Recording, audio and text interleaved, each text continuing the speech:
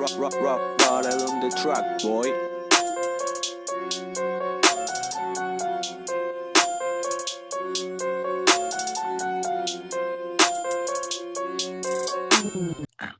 Welcome back, everyone. Welcome back to the Dynasty Show. As always, we got Jay, we got Javon, we got myself, Zach. So yeah, we got a nice episode for you today. A little bit of change of pace, getting back to our roots of sports here. I know last week we had a great episode of the hip hop bracket. If you haven't seen that, go check it out. I swear that was our best episode that we did so far. Great episode. It's a little longer than our normal episodes, but it's worth a watch. So you Definitely enjoy it. I definitely enjoy it. Team Big goes away. So yeah, we're gonna kick off today's episode with one of the bigger sports stories of the week, and that is the untimely passing of Dwayne Haskins. The kid was 24, had a lot of promise, like really had a lot of promise. I thought he was a good quarterback coming out of Ohio State. I just thought he needed to get in the right system, very tragic, very sad. Like, honestly, I feel for his family. His wife posted this montage on her Instagram of all pictures of them together, and it's heartbreaking because it's like you can see like in the pictures how happy they were and how much they loved each other, and it's heartbreaking to like see that. And then like he commented on it, like it was one of the last things he posted on, and it was like this little sweet caption like, "You were there for my fight and all that, so you'll be and all that." But yeah, it's just heartbreaking. Like, he got hit by a truck crossing the highway. We don't know why he was crossing, but still, no one deserves that fate. And my thoughts and prayers go out to the Haskins family and go out to his wife and his, if he has any children out there. Like, that's just a devastating loss. And at 24 years old, like he had his best years ahead of him, on and off the field. He had his best years ahead of him. So yeah, man, when I first seen it, I thought it was pretty, like, I thought it was kind of a joke because I've been seeing a lot of fake posts coming up, but when I actually clicked on it and read it, I was like, man, it's kind of sad, man, because it's, you don't ever want to see anybody pass away, even if it's, even if it's not you or your family, it's always a sad thing just to, to hear something like that. Yeah, and absolutely.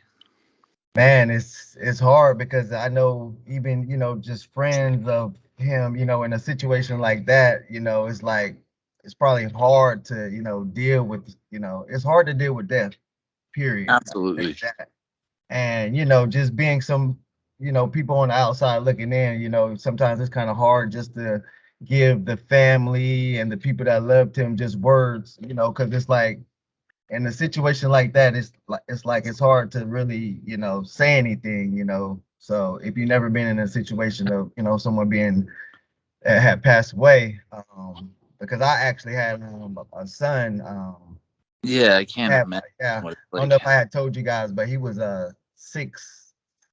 3 weeks old when he passed away in 2020.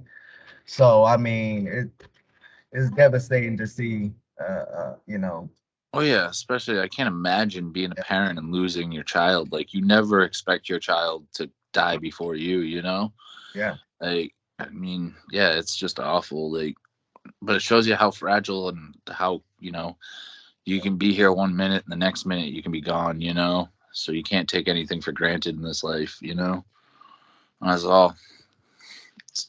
Yeah. What you think, Javo? When I first saw it, to be honest, like you said, I didn't think anything big about it. I didn't know it was real or not because, like you said, there's a lot of stuff going on. A lot of things were being posted around that time where it was all jokes. It's like, oh, somebody's probably maybe just fake news that somebody probably posted. Come to find out, he actually died from it. So I'm like, oh wow, now this is now bigger than what I thought it was. Yeah. I'm because just this last year's NBA draft, right before the NBA draft, one of the star rookies, upcoming rookies, he also died in a similar situation with a car crash, I think it was a car crash, something like that. Yeah. And one thing that I had seen too that was kind of messed up, man. I was reading where they said a reporter that was talking about his death or something like that. What was it? What Adam Schefter said? Yeah, that he was just like talk about how bad, how not good of a quarterback and he was, and it's just So like, no, yeah, at a time like that, he I ended don't up think bad words should be said, whether he was terrible or what. You don't. so Adam Schefter used the word struggling. Like he was Yeah, struggling with Washington and struggling in Pittsburgh. And that was the initial tweet. Then he went and took out the word struggling and he fully deleted the tweet after getting all the flag. But yeah, no, that was absolutely like out of line. Like, But it don't matter who the player is. When it's especially if it involves their death, no yeah, reason for you to go over here disrespect somebody's name. yeah. And even in that time, like in that time period, like it doesn't at that point, that's the last thing that you should be worried about. Like. And then like what Gil Brandt said too, like I know Gil Brandt's like this 90-year-old like white dude, and I get he's from a different time and era, but still like he said some pretty ignorant shit too, where he was like, "Oh, Dwayne was just living to die," and it's like, what, yeah. dude? Like, what the You fuck, man? exactly. You don't say stuff like that, You man. just don't, yeah, you don't say stuff like that, dude. Like, especially if like I think about it if I was like, if it was my son, that died tragically like that, and like, yeah, this old white dude who's never met him as a person, doesn't know his like his actual like person, his heart and his mind, and they say some out of line shit like that come out of pocket, I'd be like, what the fuck are you saying, dude? Like, like slow your roll, man. It's Yeah. just, yeah, it's just awful. Man, shout out prayers, prayers for the family, man. It's terrible, man. It's terrible. I tell you that it's terrible. Yeah, Especially it is. you said to bury a child. Oh, I would never want to bury another child. Let them bury me. Yeah, I feel you. No, I Yeah, can't imagine. I'm not a parent myself, so I can't imagine what that yeah, feels like. I mean, like very similar to your situation. I had a cousin who her 5-month-old son passed away from SMA, which is spinal muscular atrophy. It's basically AKA floppy baby syndrome. yeah. So yeah, he ended up passing away, and I remember I went to the wake. I didn't go to the funeral, but it was one of the saddest processions I've ever been to, because it was this 5-month-old kid, But she didn't let that stop her. Like, yeah, she was devastated by it, grieved, but she didn't let it stop her. And now she has a beautiful 2-year-old son. But so that was the good thing. But yeah, no, I completely understand. Like. It's just devastating, and like I said, my thoughts and prayers go out to the Haskins family, go out to his wife, like, you know, just rest in peace, Dwayne. That's all I got to say, And at least it was quick, like at least it was a quick, sudden death for him, and it wasn't like slow and painful or anything like that. It was just boom, abrupt, over. Like, Anybody know like the exact details? I know he got hit. They're kind of sketchy at this point in time. Like, they don't know why he was crossing the highway. Why he was even walking on the highway. They don't know any of that. They do know he was hit by a truck and all that. There were some witness accounts that talked about like that were behind a truck, and they saw this truck swerve, and then they saw this person, and they were like, that person's gonna get struck, and then they saw it get struck, and then yeah. So details are sketchy right now. Obviously, we're gonna get more details because it's still fresh. It still happened, less than a week ago. So it's gonna, more details will come out about it, obviously, as time goes on and they get the investigation down and all that. But yeah, it's just sad. But now, to transition away from that, we're gonna get back to a lighter note. Baseball started up again this week, so we had a lot of opening day games, opening day weeks, like a lot of good games this opening day. These past few days, I gotta say. I mean, the Yankees pulled out one today. I know you guys are Yankees fans. Oh no, Braves. I'm Braves. Oh yeah, he's Braves. Yeah, you're That's Braves. Ja. That's Javo. Yeah, Javo. I mean, hey, Garrett Cole didn't pitch well, but like I was telling Javo earlier when we were talking about it, Garrett Cole's start was delayed 4 minutes, and it threw his whole thing off. And I was telling him, as someone who's played baseball and loves baseball, that baseball players are creatures of habit. Something that small can completely throw your game off, because you get in a routine as a baseball player. Like, you have your superstitions, your player habit. You do the same routines, you do the same thing night in and night out, So when it's something like that throws a little curveball in it, it can throw your whole thing off, But he recovered well. He pitched. He didn't pitch great. He pitched good enough to get the win, Kept the team in it though. The Yankees won, so my Sox have been crushing it too recently. So I like what I've been seeing. That ball that Devers hit off of Cole is, I'm pretty sure, still hasn't landed. Season. I'm pretty sure that ball is still somewhere out floating around in orbit. Don't worry about that. Don't worry about that. Don't worry about that. Don't worry about that. Yeah, man, I'm excited too, man. I really haven't caught any of the games or anything just yet. I did see that George Springer hit a home run. Yeah, he crushed too for Toronto. Toronto's been killing it too. Yeah. Did you see? Toronto's gonna be scary good, man. They're gonna be scary good. Oh yeah, no, they got a young core. Yeah, they're gonna be really good this year. Did you see the play that Brett Phillips made in Tampa? He's a position player that also is a pitcher. And he was pitching, and the dude hit the foul ball, and he ran from the pitcher's mound and slid and caught it right before the dugout on the ground. Yeah. It was great. It's a position players. I love those two-way players. I love them. They can play on the field. Yeah. They can play out the field. They can play as a pitcher, and they'll still produce. You put them anywhere. Yeah. Those guys are highly valued in the league. They go anywhere in the rotation and make it work. Yeah, but it's a long season though, so Oh yeah, it's just getting these going. First couple of weeks is just like guys is kind of just trying to get their foot under them. Yeah, figuring it out, getting the feel for it. Yeah. We've had a lot of call-ups. 30 game mark. That's when it really starts. A lot of the top prospects What'd you say, John? got called up. So what? What did you say? No, I was saying the 30 game mark. That's when the season starts.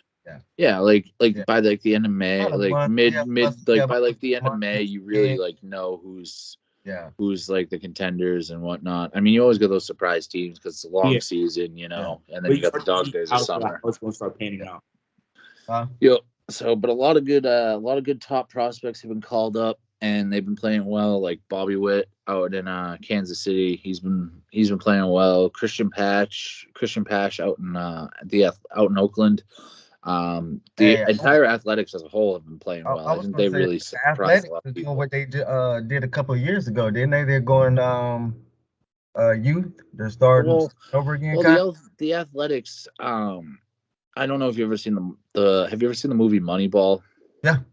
Right. Yeah, they still, the Athletics still use that, those metrics to this day, and it still works. They still put quality teams on the field with it, but I think they're surprising a lot of people because they're 4-0 right now. They're not really no one really expected them to kind of get off to this hot start that they did, because you looked at their roster and you're like, this team's got no talent, and you're like, yeah, this team's not going to do well. But like I said, it's the Athletics. They're a scrappy team. They always seem to be hanging around at the end of the year in that division. They slowly creep up throughout the year, and come August, September, they're usually between one of the top 3 teams in that division fighting for a playoff spot. Always tends to happen. So, but yeah, a lot of great prospects came up. It's gonna be an interesting season, man. It's for sure. A lot of new faces in some new places. Yeah. Like Javi Baez in Detroit. Detroit's been killing it too. The Tigers, they also made some big signings though, and another key prospect, another top prospect who was the number 3 prospect out of the top 100 was Spencer Torkelson. Yeah, he got called up. Yeah, he got called up. He's been playing pretty well. So yeah, yeah. So this MLB season should be very, very exciting, and can't wait to see how it unfolds. So we'll see. I mean, I don't know. I think right now, I think it's way too early to say who's gonna contend or whatever. But I think you'll have your usual suspects there. What is that? 60 games? It's 162 game season. Yeah, it's crazy. It's crazy. That's a long time. Yeah. Yeah. They start in April and like the regular season doesn't end until September. Like, you know, and then you got the postseason that goes into October, that goes into November now. Like, you know, so it's just like it's a long season. They play a good portion of the year. Let me ask you this: you think baseball should do 7-game series at the wild card? No, I like the 5. You like that? Yeah. I like the 5-game I series in honestly the think they divisional should do round, 3. and then I think they should do 3. you think they Best should out do of it? 3. What? Oh, you Yeah. mean like? Wait, do you mean in like the actual wild card play-in or like the divisional? Yeah, that's what I'm talking about. The wild card play-in. Do a Yeah. 3-game. Yeah. Honestly, yeah, shorter. That's what I think. That, out of 3. Because If they win 2 that's straight, that's the winner right there. Yeah, because no, that just that one game, man, that's hard. Yeah, exactly. That's hard. Exactly. See, a lot of people they do it. It's just one game. Like Yeah. look at the NBA playing tournament. It's one game for you. It's it's 2 games if you lose. Yeah, but If you lose, it's really basketball is a little different than baseball. It's a little different. Yeah, But I remember when the first round of the NBA playoffs used to be 5-game series too. I did. I remember when they changed it. Yeah. You know, I it remember used to when be I the remember first when round they used to be a beat 5-game, and then it used to be 7, 7, and 7. Yeah. Yep. yeah. Now it's all 7. Yeah. But yeah, no, I do like the 5-game division series, and then the 7-game championship series, and then the 7-game World Series. I like that. You know, but yeah, no, I like your idea a lot of like, especially for baseball, like I think what you suggested, like the 3-game like play-in series.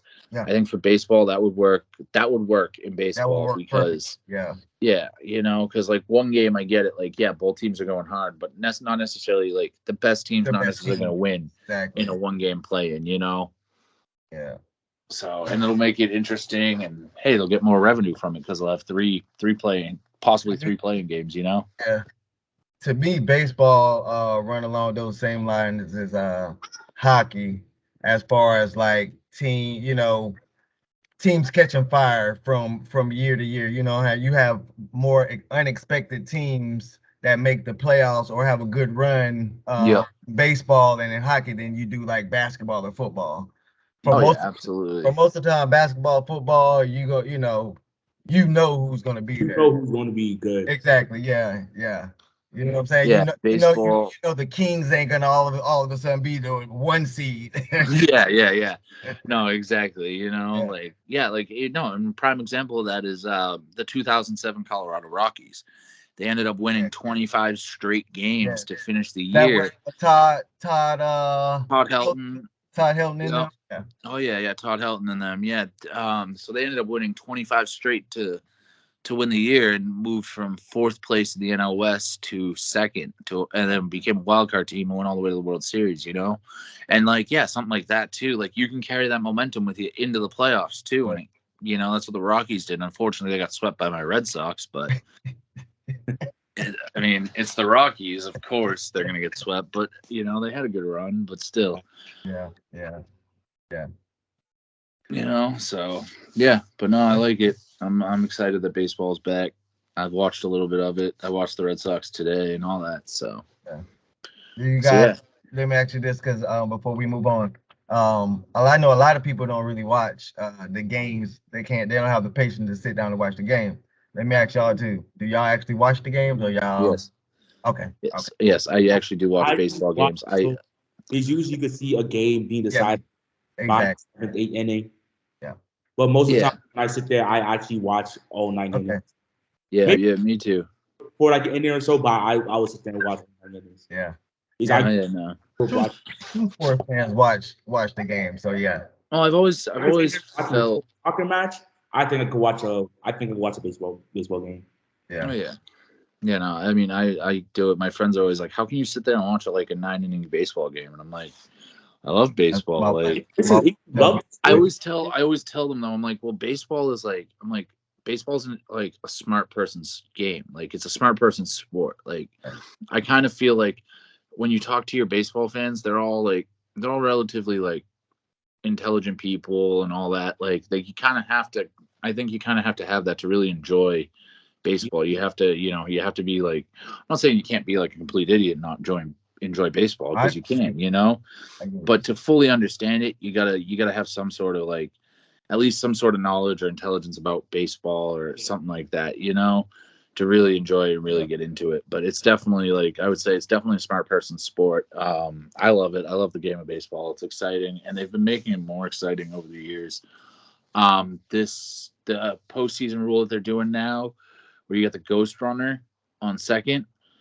So you start with a runner on second in the postseason. Yeah, I mean, not in the postseason. Not in the postseason. In extra inning. Extra innings. Yeah, you get a ghost runner. So that's actually crazy. Yeah, you start with a runner on second. Yeah, a runner in scoring position. It's gonna be interesting. All you have to do, if you started with the runner second, all you gotta do, you do a sacrifice bunt, get him in scoring position. And then from there, it's gonna be a lot. Hey, I'll tell you he's that. already in a lot of scoring. Starting on second already puts the runner in scoring position, and all you need is a single. All you need is a single in the gap, and they're scoring. Yeah. And especially if you have in your cleanups right there, ready to go, starting it off. All you do is just tap that ball far enough. That runner from second comes home easy. Oh yeah, I feel like baseball is too one of the sports, like one of the few sports where a game can change on like one pitch or one swing of the bat. Yeah. The entire flow of the game can change and all that. It could more so than any other sport. Home run, it could be one crazy hit, or it could be a save. Yeah, it could be like let's say you get like a double play. That right there, that could shut down an entire team's offensive momentum. Yeah, especially if the bases are loaded and then you get into double play, like boom, the inning's over and you didn't get anyone to score. Oh yeah, that can definitely get with your psyche. Especially as a hitter, all that too. So yeah. Oh yeah. All right.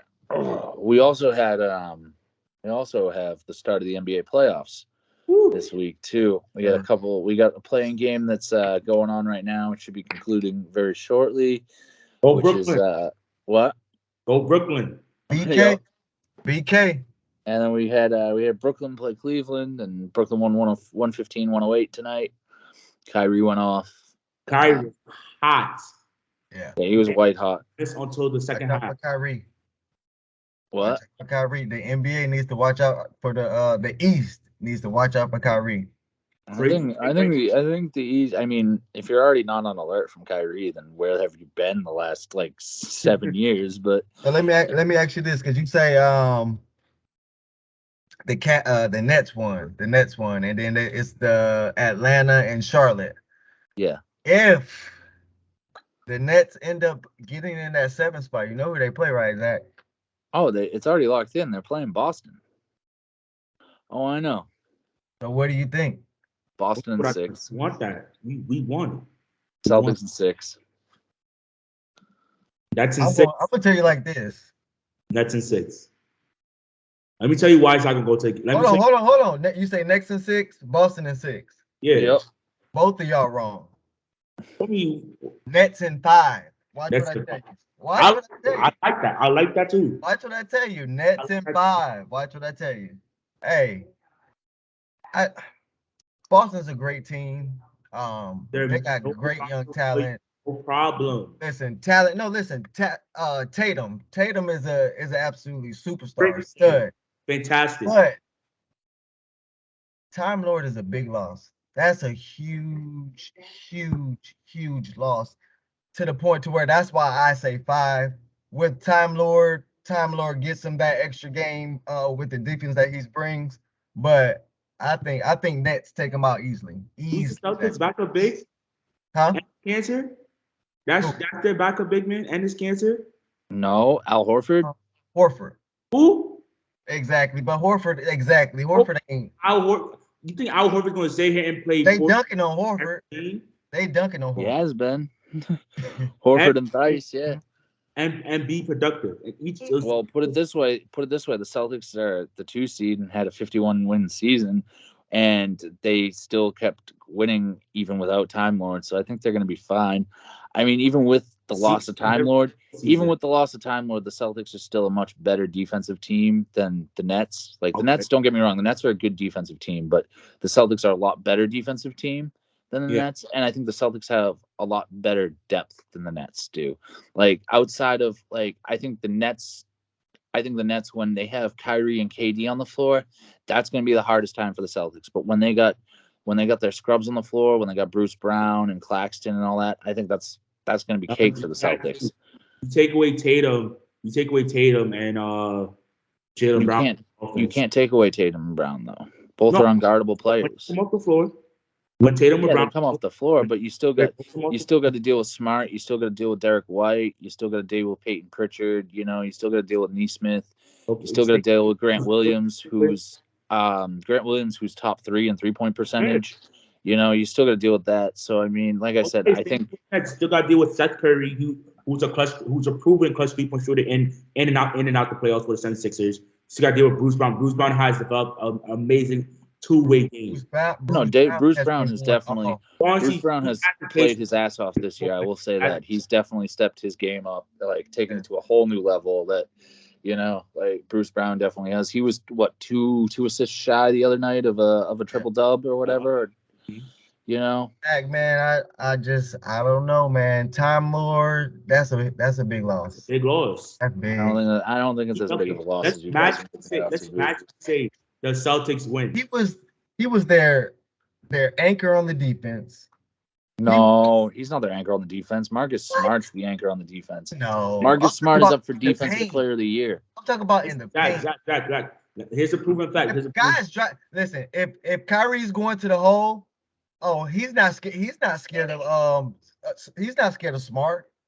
Why not? Smart's one of the best defensive players in the league. And Kyrie's one of the best offensive players in the league. Yeah. You're also forgetting too that the Celtics play probably the best perimeter defense in the NBA. I don't see it. But without Robert Williams, it's gonna be a very good series. I don't see it because if you look at it like this, you put their 2 best players, the Nets 2 best players versus Boston 2 best players. Okay, so what? That's KD and Kyrie and Tatum and Jaylen Brown. They dominate that. I don't know about that. I don't know. I think that matchup between KD and Tatum is going to be a lot closer than you think. I think it will be. Okay, what about the matchup between Kyrie and Brown?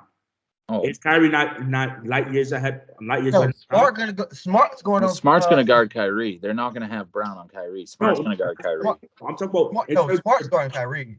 You think Brown is going to be? You think Brown will be as consistent as Kyrie is in terms of scoring the ball? He has been. Yeah, I mean, he's been averaging 25 a night for the last 2 weeks. You know. What about when it's a 7-game series? When that scoring is going to be forced to stop. It's going to either you shrink. A lot of great scorers when it comes to playoffs, they either shrink or they go big. You see Jaylen Brown shrink. You see Jaylen Brown going big in the playoffs. Yeah, I don't see Jaylen Brown's. Jaylen Brown's good. I don't see Jaylen Brown's like one-on-one game as good as any of the other 3. So I feel like Boston is. I just feel like Boston is at a disadvantage because, like I said, you're gonna need defense in the playoffs, and having a rim protector like Time Lord to go up against those guys, I think is better beneficial than Smart, their perimeter defense. Oh yeah, no, I understand that, but I was telling Yavo before we got on the air that KD is a lot better defender than people give him credit for. Yeah, like, I wouldn't say he's an elite defender, but he's definitely a lot better of a defender than people give him credit for. But with that said, I still don't think he can guard Tatum. Tatum's a better defender than KD. Tatum's a lot younger. Tatum's a lot faster. Yeah. I think Tatum. I think if I'm Jason Tatum, I'm wearing out KD. I'm using his age and attrition against him, and I'm wearing out KD, knowing that he's older. You hear what you're saying? I do hear what I'm saying. Where out? Did you see this dude just drop 55 in his sleep with his eyes closed? Just drop. Yeah, dude. They played the Cavs. Like, come on, dude. You could drop 55 on the Cavs without Jared Allen. You're underestimating the Cavs' defensive prowess right there. Cavs are a good team, but without Jared Allen, the middle of the floor, the paint's wide open. Like, of course. Boston in 6 with a straight. Without Robert Williams, you take away their inside defensive game. They still have Al Horford. They still have Daniel Theis. Like, they're gonna be fine. They've been fine. They still have won. They still have won multiple games without time. Since Time Lord went down, they haven't lost a game. No. Don't get me wrong. I'm not saying that this is the playoffs, Zach. I understand that this is the playoffs, and I get the teams get exposed, but I think what you're forgetting, though, I think you're overestimating the loss of Time Lord. Like, it's really not that big. Like, I get Time Lord's good. It's really not that big of a loss, and it's going to take a lot more than Kyrie and KD to beat that. The Celtics are a very smart team. They're a very smart team. They're very well defense. They're, like I said, they're probably one of the best defensive teams in the league. I really like. On all sides of it, perimeter, inside, outside. Trust me, Smart's gonna D up Kyrie. He has in the past. He's done it in the past numerous times, and I think he'll do it again in the playoffs. Marcus Smart and Kyrie Irving. What? Where has that guy, Marcus Smart and Kyrie Irving, when they match up in the playoffs? They haven't matched up in the playoffs. They haven't, right? They've never matched up in the playoffs, but in the regular season they've matched up, and Smart usually wins that matchup. Regular season matchup is different from postseason matchup. I understand that, but what I'm saying though is, throughout the career, Smart has had Kyrie's number throughout his career. Smart usually wins the matchup between Kyrie and Smart in the regular season, and this will be the first postseason matchup. Trust, dude. Smart's in the running for Defensive Player of the Year this year. Zach, I'm with you because I'll tell you this: Smart is a great defender. One of the best in the league. He's the elite defender. I will say that. So is Tatum. So is Jason Tatum. But so is Jaylen Brown. Kyrie is an elite scorer, and cream of the crop. I don't see Smart stopping Kyrie to the tune of like 15 points a night, or he only getting 15. Kyrie's getting 20 plus points a night. I don't know, because Smart's gonna, like I said, Smart's gonna D him up. Smart's gonna make Kyrie. Hang on, let me finish. Because Smart's gonna make Kyrie shoot the ball more. He's not gonna let Kyrie drive. So that's gonna take away a chunk of Kyrie's points right there already. So he's gonna make Kyrie shoot the ball more. Shooting the ball more means you're gonna miss more shots. So trust me, I don't think it's gonna go quite. I think it's gonna be a hard fought series. I think the Celtics win in 6. I do. I just think the Celtics have better depth, like all the way around. The Celtics have the better bench. The Celtics have the better depth. They from 1 to 5, the Celtics are a better team overall. I would say, like, the Nets are KD and Kyrie, and outside of that, like, yeah, I know you got Andre Drummond, but outside of that, there's really no one that you're like, you're like, there's a bunch of bums outside of KD and Kyrie. No offense, like, a lot of those guys are old or bums. But, like, at least the Celtics from 1 to 5 can line up with anyone in the league, and their bench is way better than Brooklyn's. Like, that's what I'm saying, and that's what I think. It's going to come down. It's going to be a series of attrition. It's going to be who's the better conditioned team and who can play defense better, and I think that's Boston. And we might have to do a small little wager if you're that confident. You're that confident. I'm telling you, there's no way Boston is beating Brooklyn. No way. Okay. So what happens when Kyrie fucking pulls his mangina and misses the rest of the series? Because that's also a likely scenario too. Let's not do the what if injuries. Let's not do that. But then I'm gonna say, but then what are you guys gonna say then, huh? Because then you're gonna be like, okay, I'm just saying, like, I get it, I understand what you're saying, and you guys are absolutely right. Like, we're both right we're just talking from different perspectives. You guys are talking from the Brooklyn side of it. I'm talking from the Boston side of it. We're both right, in our thing. So, like I said, it's gonna be a good series. No, Zach. One of us is going to be right. Yeah, and it's gonna be me. Okay, we'll see. Remember, this is the same matchup we had last year, and all I'm gonna say is how many championships have the Brooklyn Nets won? Big fat 0. We're gonna go. How many do the Celtics have? How many the Celtics have? 17. I'm just telling you, it's a championship pedigree. We have a championship pedigree. We know how to win championships. Have anybody on this Celtics team won a ring in the past 5 years? No, but we know how to win championships in Boston. Won championship in the past 5 years? Yes. Who? KD? Because he had to go play with Steph Curry. He had to go play with Curry. He joined a super team and got a ring Come on, man, dude, don't do that. I mean, yeah, I get it. He was the Finals MVP, but still, look at the team he was playing with the Finals. You could have played small forward on that Golden State team and won a ring. Like, get the fuck out of here. That ring's got an asterisk on it with KD. Listen, I agree. See that? We not gonna get into that because discredit the ring because of the team. We're not gonna do that.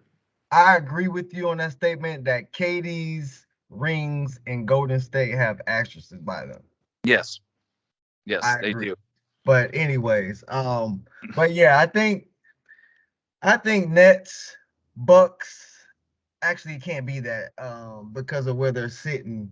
They're the Bucks are the 3 seed, Nets are the 7 seed. I'm gonna actually say I don't know because I don't really like Miami. I really don't like Miami's not gonna Yeah, I don't like them this year.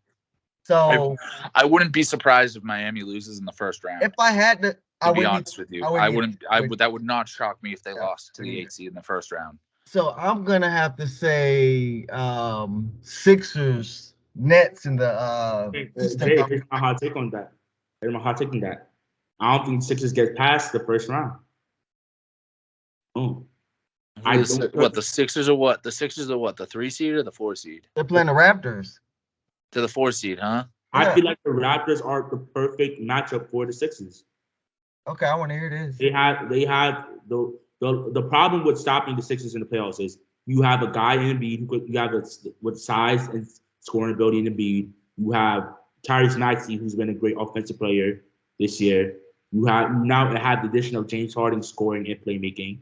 On top of that, you still have Tobias Harris. You still have Matisse Thybulle, a great defender, right? But match up the Raptors. The Raptors have they have the core pieces. They have the superstar in Pascal Siakam. To me, nobody talks about Pascal, but Pascal has been amazing this year. Absolutely amazing this year. He's been in the superstar role and he has been doing it perfectly. He does exactly what he needs to do, and he wins. They win games. The Raptors win games. They have a great perimeter scoring for VanVleet. A lot of people don't talk about VanVleet, but VanVleet also been a great player this year for the Raptors. You have Trent Jr., OG Anunoby, Scotty Barnes. Who else they have? They have Precious. They have Chris Boucher. Cat Burge. To me, the Raptors have a lot of good guys who could score, who could be on that scoring board. You're right. Absolutely, you're right. But I think Harden is better than VanVleet. Maxey is better than Trent. Embiid is better than Siakam. Okay. Tobias Harris is better than Scotty Barnes. But do you trust Embiid and Harden in the playoffs? Yes, I actually do. And I was just gonna say that I do. Listen, I don't have no quarrels with Embiid. To me, it's all about his health for him. But I still do not trust James Harden. James Harden is not giving me one reason to trust him in the playoffs. He carried the Rockets to the Western Conference Finals by himself. I trust both of them for this simple fact. They're both superstars. What superstar does the Raptors have? Okay. Exactly. And you get to that stage in the playoffs, like I said, it'll definitely. That's going to be another intriguing series. Like, that's going to be a very good series because, to Yavo's point, the Raptors actually are they can play. They can actually ball. They can play. They're a very scrappy team, very surprised team. So they could definitely. I see that series going 7. With how it could be. You can see it go 7, but I just think because how those teams are, and when knowing Philly that. Philly's going to be Philly, and they're going to drop a game or two due to some dumb mistake or something like that being Philly, So I know that's going to happen.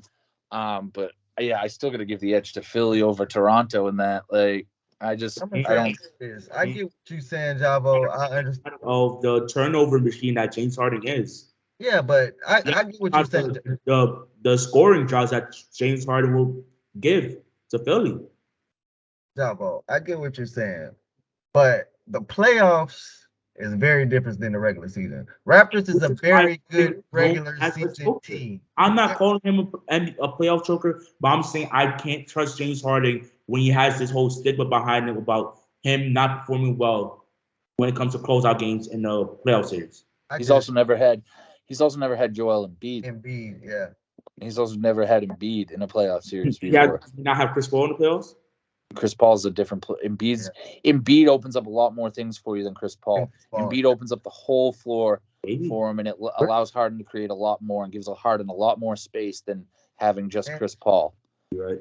And remember, this was this is not the similar Raptors team, but the main core, Fred VanVleet and Pascal Siakam, they did beat Embiid in the playoffs with Kawhi Leonard. Yeah, but that was because Kawhi was there, and they hit. And Kawhi, no takeaway for that. Kawhi was on that team, but Pascal and Fred they proved themselves in that playoff run. With the all right.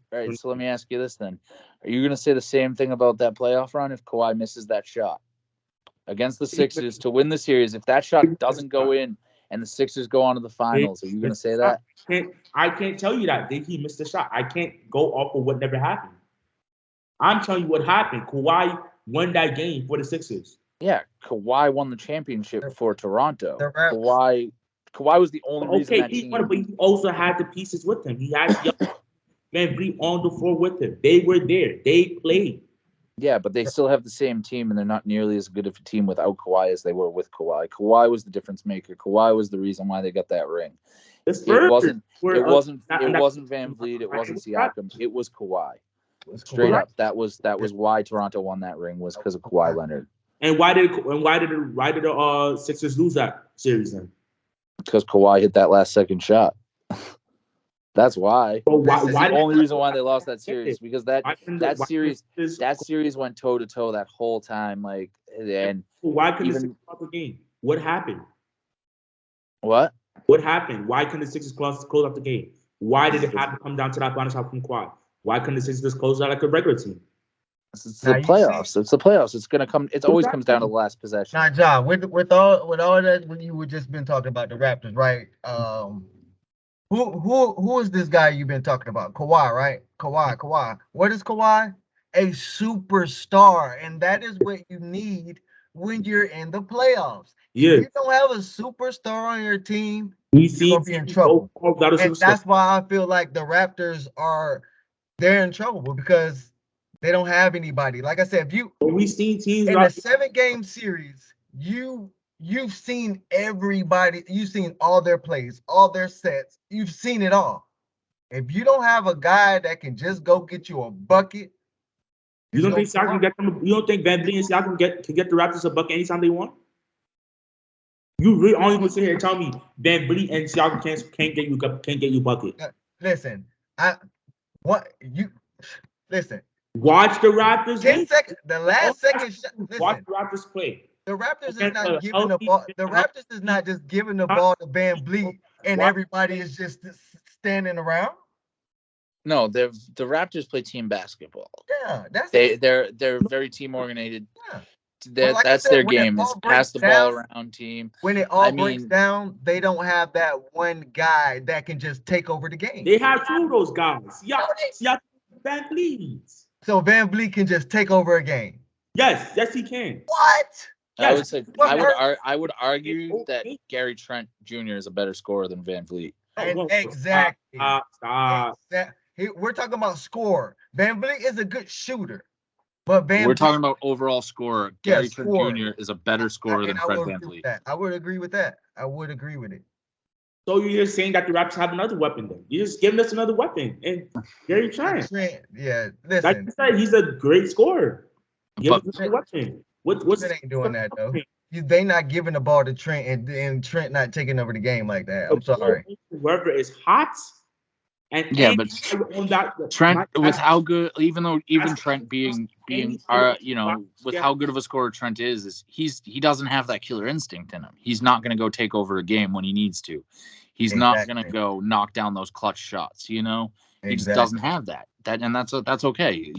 That's completely fine. That's just not in his repertoire of anything. He's a great scorer. What? That's why you have former NBA champions Fred VanVleet and Pascal Siakam. Yeah, but neither one of them have the killer instinct, and they both know Kawhi carried them to that championship. Okay, now watch them carry Toronto to Out the first round. Out of the first round? Out of the first round. Against a top 3 team. Top 4 team. So you think Toronto beats Philly? I think it's the same. I hate to use the same argument I used with the Celtics Nets, but I think it's along the similar lines that 1-5, the Phillies are just a much better team. 1-5. I don't think so. I think like you told me about the Celtics, where you said to your point, Jason Tatum is much closer to Kevin Durant than a lot of people think he is. Yeah. I think the Raptors as a whole unit is much closer to the Sixers superstars. It's gonna be a tight series. I imagine there's gonna be a lot of close games. Like that's gonna be a series where you're not gonna have like 10-point wins in it. Each game's probably gonna come down to, I'd say 2 to 5 points. Each game between them. And I'm going Sixers in 5. I'm sorry. Raptors is 7. Sorry. Raptors is 7. All right, I'm going Sixers 5. I don't see it from the Raptors. I don't see that star power in the playoff. You need star power. Pascal Siakam, is the name not meaningless to you? We'll see. We'll see. Look at the Raptors records. Look at the Raptors wins. What else does Siakam have to do to prove? So you got the Raptors beating the Sixers in the first round? I have the Raptors beating the Sixers. I honestly, I'm not saying the Sixers are a bad team. I'm saying the Raptors have to me, what makes a lot of in the NBA right now, what makes the team win is not only the ability to score the ball. It's not only the ability to score the ball, but it's more of can you come down the floor and anybody on your team could go score. That's what it comes down to. Can somebody on your team score? Because I seen with the Nets, when the Nets needed KD to score, he did all the scoring, but his teammates, when they lost to the Bucks last year, his teammates disappeared, right? Yeah. I feel like for the Raptors, they solved that issue because they have anybody on that team could go off any night. And it all depends who have the hot hand that night. I think that's what it comes down to. All right. And they have the bench guys to guard and compete with the best of them on the wing and perimeter. All right. So who you guys have winning the next playing game in the East between Atlanta and Charlotte? I like Atlanta over Charlotte. Yeah. Honestly, only because I give Trae Young that slight edge as being the best player on the floor. Yeah, I can see that. I can agree with that for sure. I would say Trae Young is the best player in that entire series. Of both teams, he's definitely the best player. He's better than LaMelo. Yeah. Not to knock LaMelo because LaMelo Melo's great. But Trae is definitely better than LaMelo. I mean, they're kind of like both these teams, both the Hornets and the Hawks are kind of built very similarly. Young. They have a very similar roster construction. I think they're gonna be 2 evenly matched teams. I think it'll be a good game. But if I have to pick a winner, I'm going with Atlanta. I think Trae Young's gonna be too much for Charlotte. Trae Young's a lot I know Trae Young gets a lot of flack and he's like a villain in the NBA, but Trae Young's great. No, he's just a villain to the Knicks. It's just to the Knicks. I was gonna say it's just to the Knicks, but he just talks noise to the Knicks. Yeah, he talks. Well, I'm just saying. But no, I mean, I like that about his game, though. Yeah, Trey's very not good. Afraid. No, he's not. Not afraid. He's not. All right. So how about out west? Hold on. I didn't say why I think. Who you think? Oh yeah, sorry about that. It's good. I think the Hornets are going to come out on top with the Atlanta Hawks. The reason why is they might. John Collins, is he going to be healthy? Come their playing game, is he going to be healthy? You take away John Collins, that's what almost 20 point per game scorer for the Hawks. That now leads King Capella to score a lot in the post. And I don't think Capella is a great offensive player. He's nowhere close to a great offensive player as a big man. Yeah, but he's Capella's a great rebounder, great on defense. He is the best. He's the best big man in the series. But okay, you got that. Now, what about the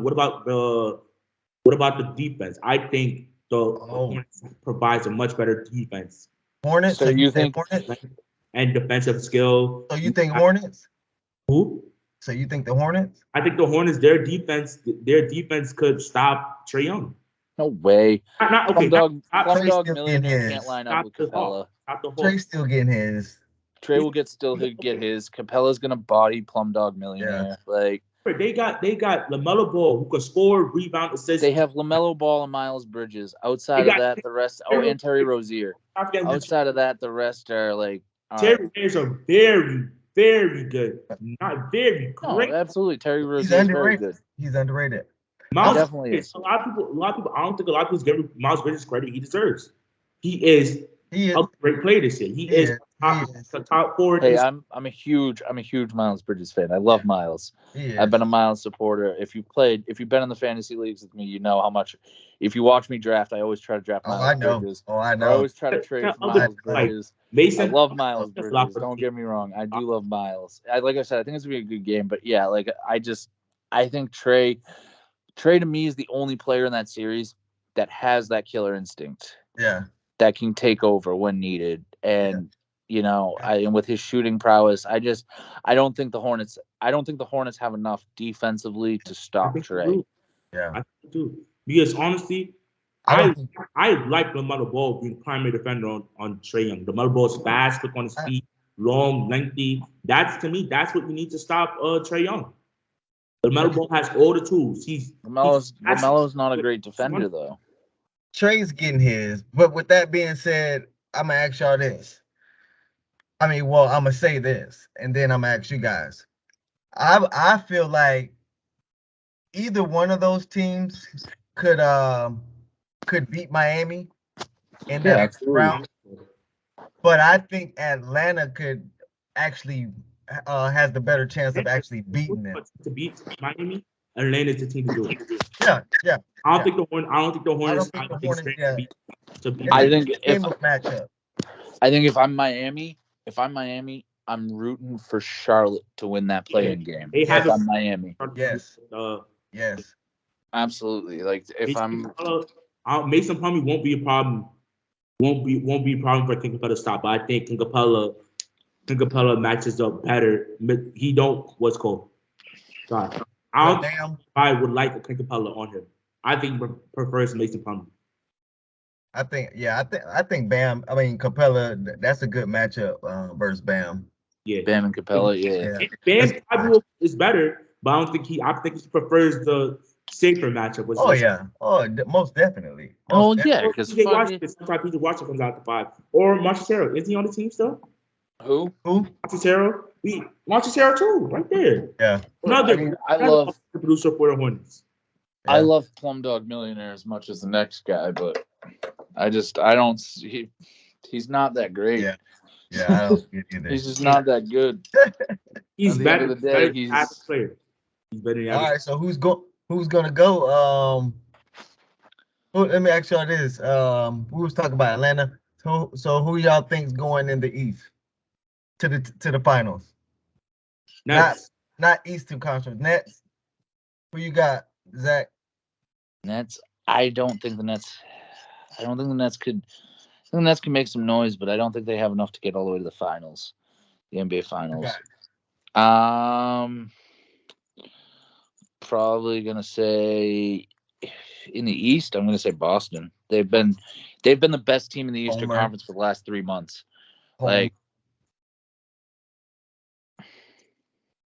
No, I get it.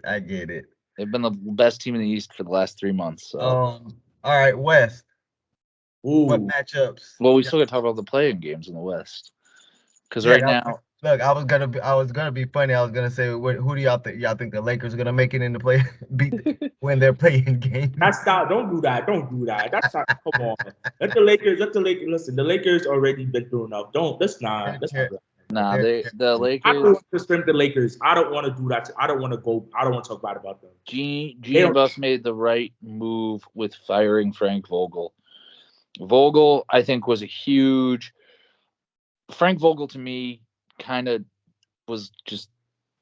He's not a basketball coach. He's not a head coach. Like I never saw to me, Frank Vogel, like when I saw him, I'm like, this isn't a guy I would want to run through a brick wall for. Like, this isn't a guy I would want to play for. This is a guy that I'd be like, nah, you're a clown. Like, and that's kind of what I kind of felt like. And I think now with Frank Vogel being gone, I think the Lakers will be a lot better because I think he'll know how to use all the players. Like Frank Vogel had no idea how to use Russell Westbrook this year.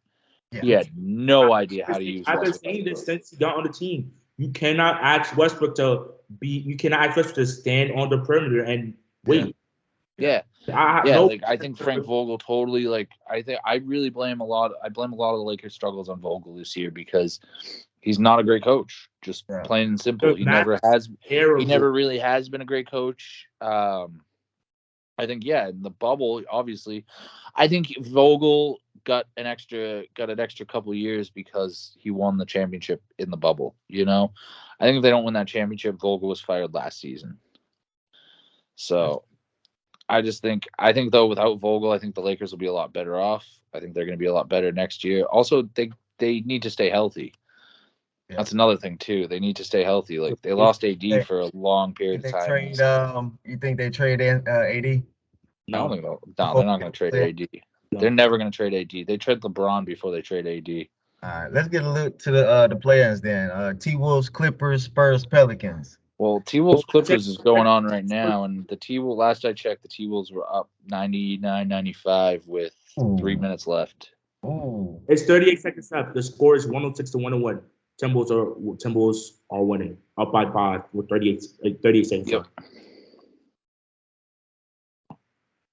Got a good team. They got a good squad. But D'Lo and Anthony Edwards, they both have 29 points right now. Let me hold on. Let me tackle both of these real quick. I'm gonna tell you my two things. You say the T-Wolves is winning. T-Wolves has also been one of the surprise teams that since the All-Star break too. They've won a bunch of games. But I think the Clippers should win it. Paul George's been playing pretty good since he's been back. But I think the Clippers probably should win it. But I wouldn't be surprised if the T-Wolves did. Spurs, Pelicans, Spurs is my team. So I think the Spurs take it against the Pels. Listen. I think the Spurs have a much better team. I think the Spurs are a more experienced team. Like they got Greg Popovich, who's a 4-time NBA champion, So I think he has that championship prowess. He's been there, he knows what to deal with in the playoffs. I think DeJounte Murray alone is better than the entire Pelicans roster. I mean, don't get me wrong, I'm not knocking BI because BI is great, but I just think DeJounte Murray alone is better than that entire Pelicans team. And then you add a player like Jakob Poeltl, who's an underrated center. What?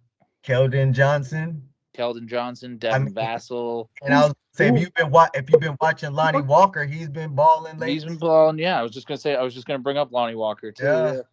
So I think the Spurs get that. I think the Spurs get the dub there. Yeah. And it looks like Minnesota will hold on to win. Minnesota's got a good squad. Nice. Minnesota's I think the thing with Minnesota is a lot of their key positions are young. Like outside of Cat and outside of D'Lo, the rest of the guys are relatively young and still developing. Like Ant's gonna be great.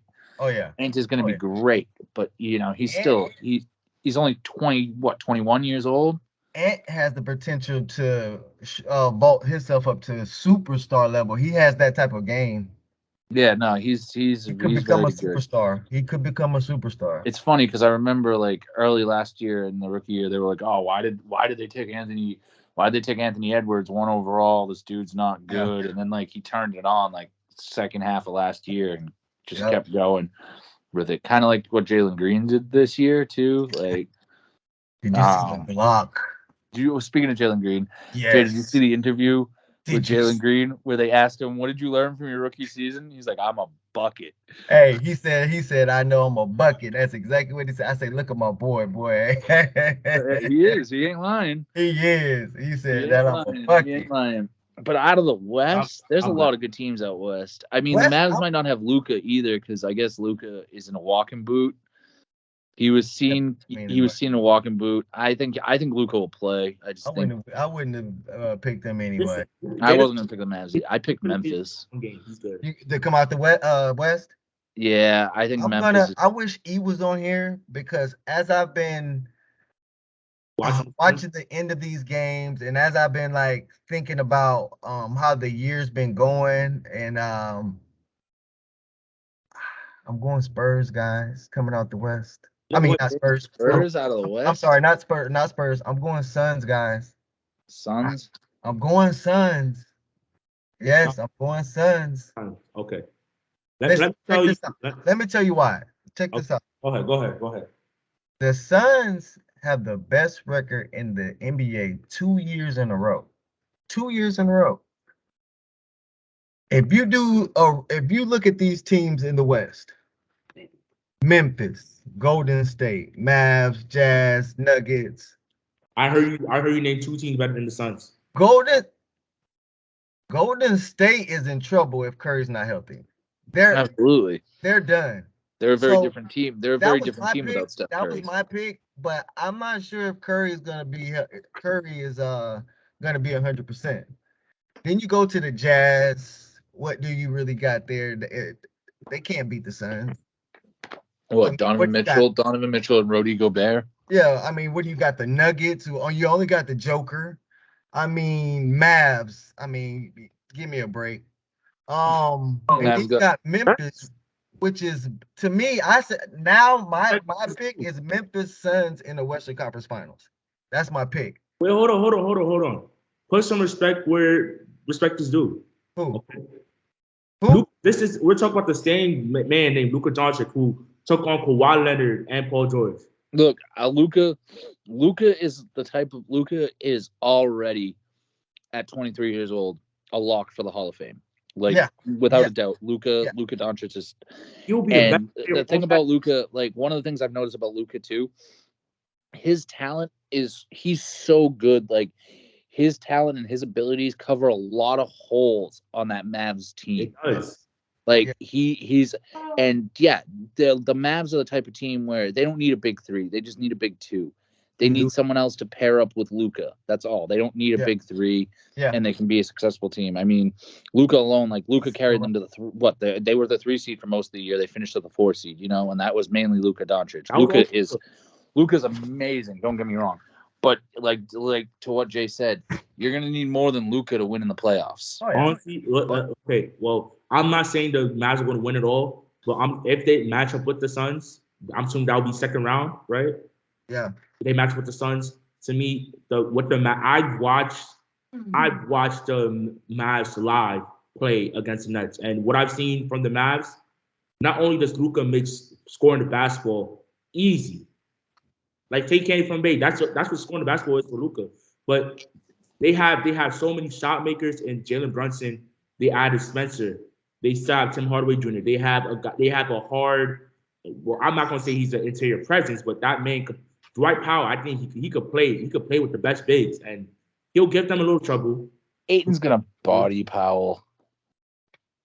Aiton's gonna body Powell down low. Jabo, what would you say about the Raptors? They play as a team. They got a good team, all around team, right? They do. Suns, would you agree that the Suns have a good all around team, right? Yes, they do have. The difference. The Suns.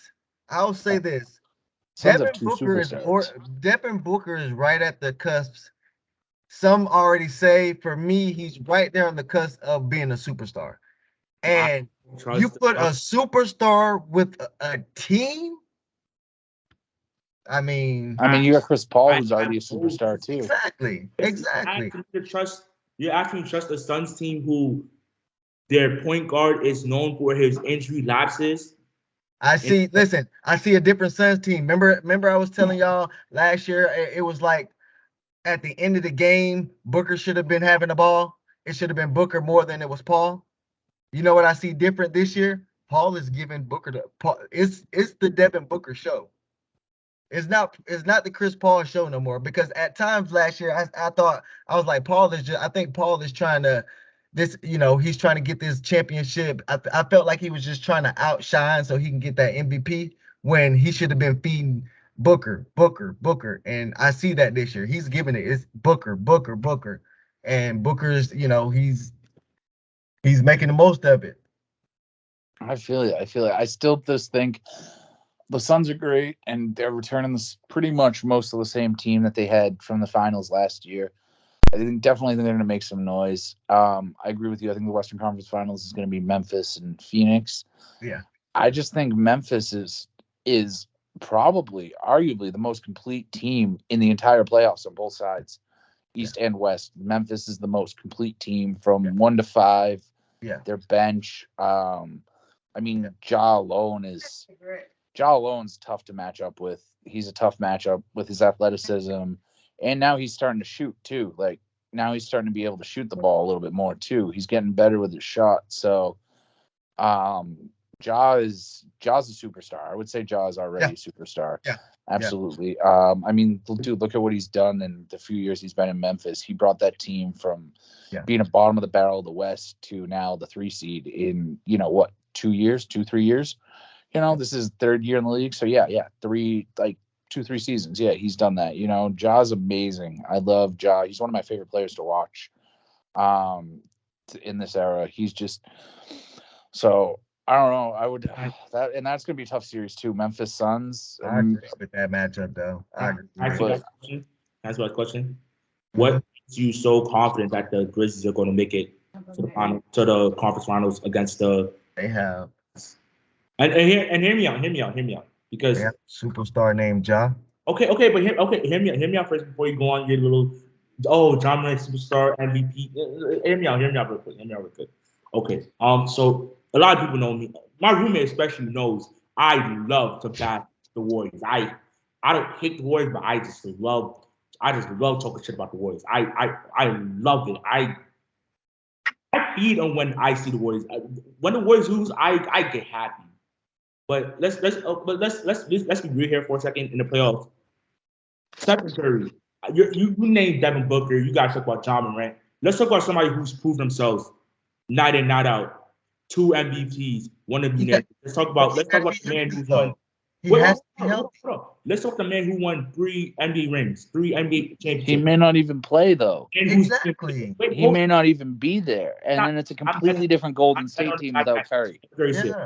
Stephen Curry is the best player, and he is a top 2 player in this entering the West in the playoffs. But if he's and you can't guard him like top you guard 5. I would say top 5. I wouldn't say top 2. I would put a few players ahead of Curry, but he's definitely top 5. Okay. In the West, in the playoffs. That's your list, but you can't guard Steph Curry the way you guard everybody else. Wonder why? Oh, you're right. Somebody named Klay Thompson, who is healthy and ready to shoot the ball. But Ja, we call them the Splash Brothers for a reason. But Jabo, if he's not there, then what's gonna happen? You see, you're better on the fact that he's not there. Let's talk about. I'm not betting because that's my that's my pick. But what I'm saying is Curry even if he plays, they're saying Curry might not even be like 100. He's not. If you're not 100%. This is especially especially at his age too. Curry's 32. He's not in his 20s anymore. It's different. Yeah. Okay, when you get your Jabo,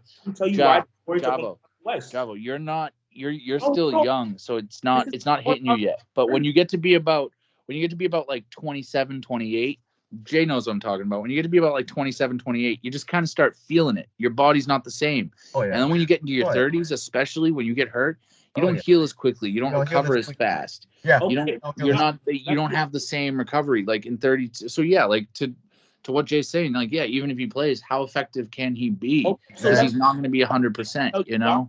Let me tell you why. Because even if Stephen Curry plays not 100%, they are going to guard him the way they always guard him. And here's why. Because, like I said, Klay Thompson, you got a great inside scorer in Andrew Wiggins who have been proven his shot while being on the Warriors. You have Draymond Green, who's a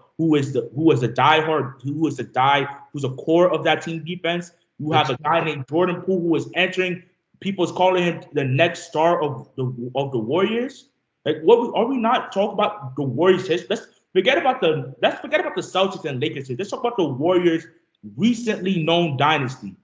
They still have those 3 core guys on that team. Yeah. And you guys gonna sit here and tell me that what the Suns are doing for 2 seasons, what the Grizzlies are doing for 1 season is better than what we're going to get from Stephen. So what we see from Stephen Curry? Right now, absolutely. After this season, yes, I would say that the Suns and the Grizzlies are a better team this year than the Golden State Warriors are. You're absolutely right. Based on the past of the Golden State Warriors, yes. But right now, the Suns and Grizzlies are a better team than the Golden State Warriors. Bring in results. Where are the results that from Devin Booker and John Morant? I don't see no results for them. Yeah, but your argument here is kind of it's kind of silly. Like, you're basing it on past experience of what Golden State did, and it's not based on this year. This year, the Suns and the Memphis Grizzlies are a better team than the Golden State Warriors this year. I think the Warriors been hurt too long for them to be considered better than the Warriors. The Warriors didn't have Klay Thompson for half the season. They probably Draymond probably played half the season, for all I know.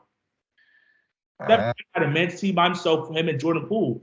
And are we forgetting how great Jordan Poole has been playing as the second option for Golden State? So what? So you're picking Golden State? I'm picking Golden State to come out the West. Yes. As much as I hate. I mean, I agree. Like I said, I agree because that is my pick. But I'm basing it off of. I don't think Stephen Curry, as long as Steph is on the court, 100% or not, I think Steph is going to be the best player on that court. But see, I disagree.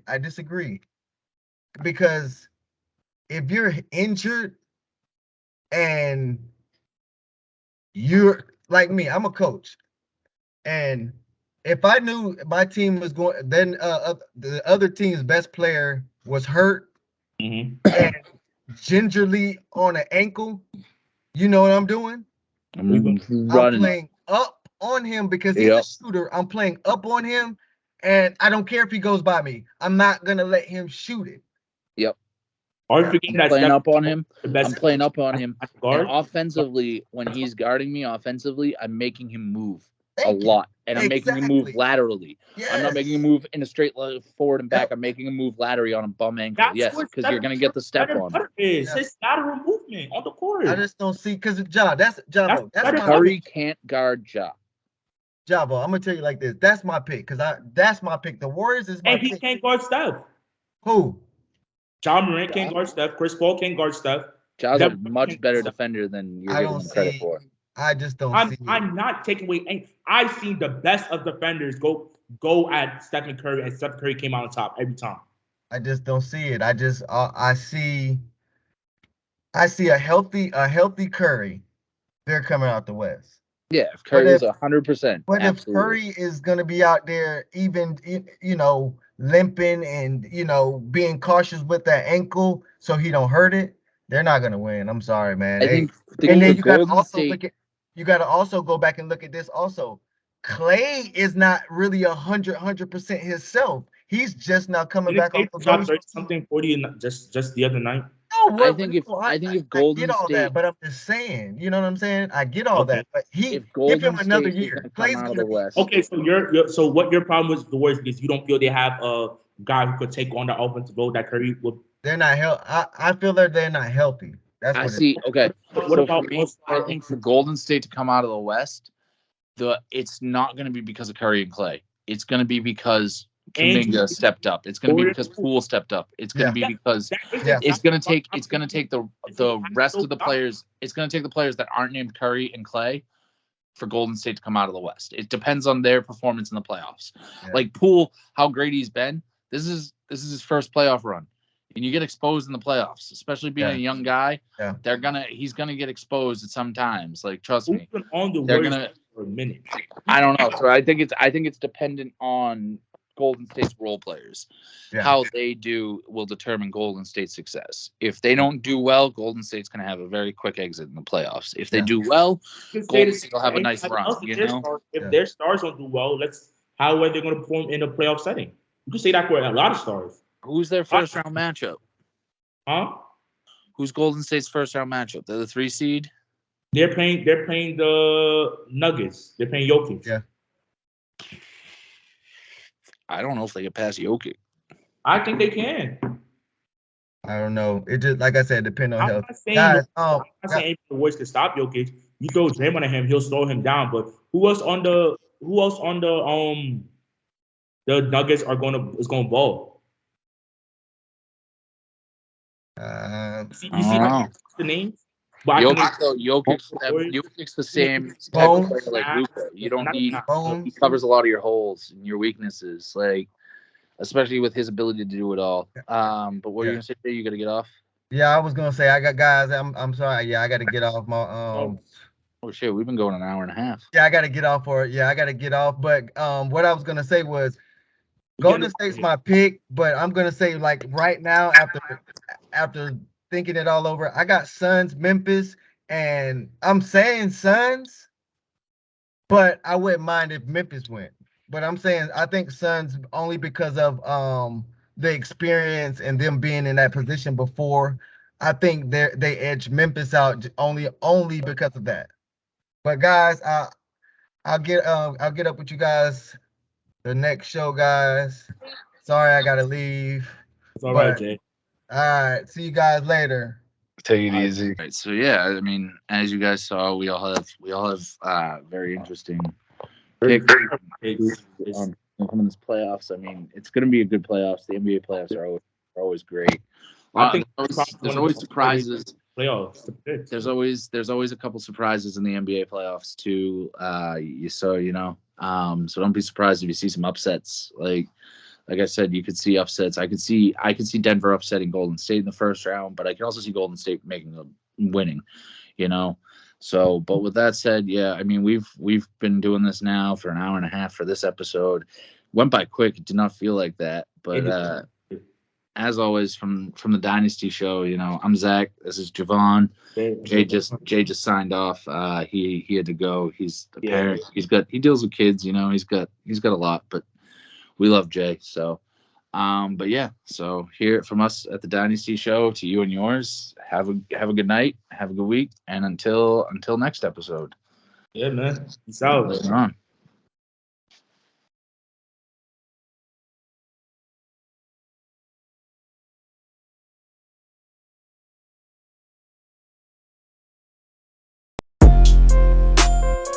Rock, rock, rock, on the track, boy.